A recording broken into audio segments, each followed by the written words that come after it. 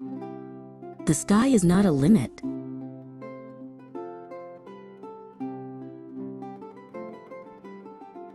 In the heart of Milan, where the bells of the Duomo chimed every hour, lived a man whose mind never rested.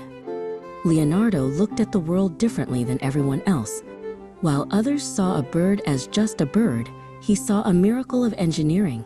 He spent hours on the hillsides, neck craned toward the clouds, watching how red kites twisted their tails to turn and how swallows tucked their wings to dive. He believed that if a bird could conquer the air, a human could too. "Jacopo, come look," Leonardo called to his young apprentice. Inside the dusty workshop, a massive skeleton of wood and canvas stretched from wall to wall. It looked like the wing of a giant bat, ribbed with pine and covered in starched linen. Jacopo gasped. He had helped sand the joints and sew the fabric, but seeing it assembled made his heart race. This was the great bird, the machine Leonardo believed would finally lift a man above the rooftops of Italy. Leonardo was not a man who guessed. He was a man who measured. He spent weeks studying the anatomy of wings. He realized that a bird's strength didn't just come from its feathers, but from the way it pushed against the invisible weight of the air.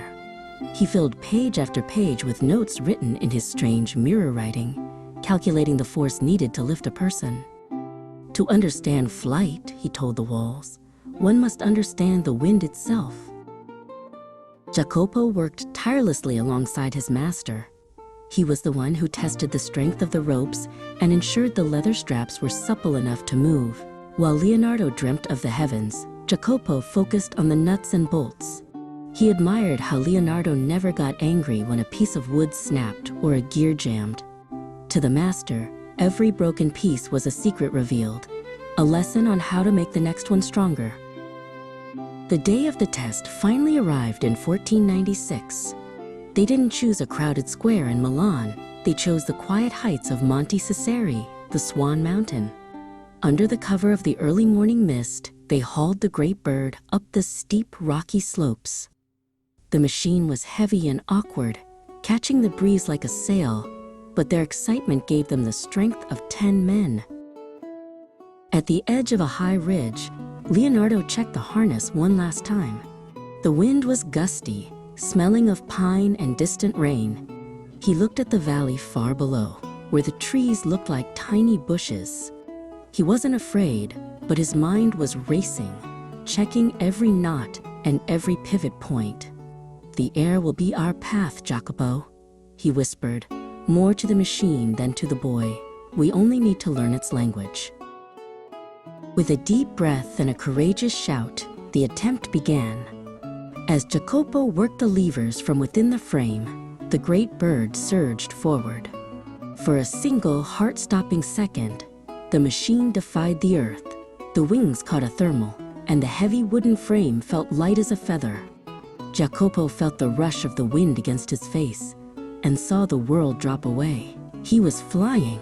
He was a bird of wood and bone. But the wind is a fickle teacher.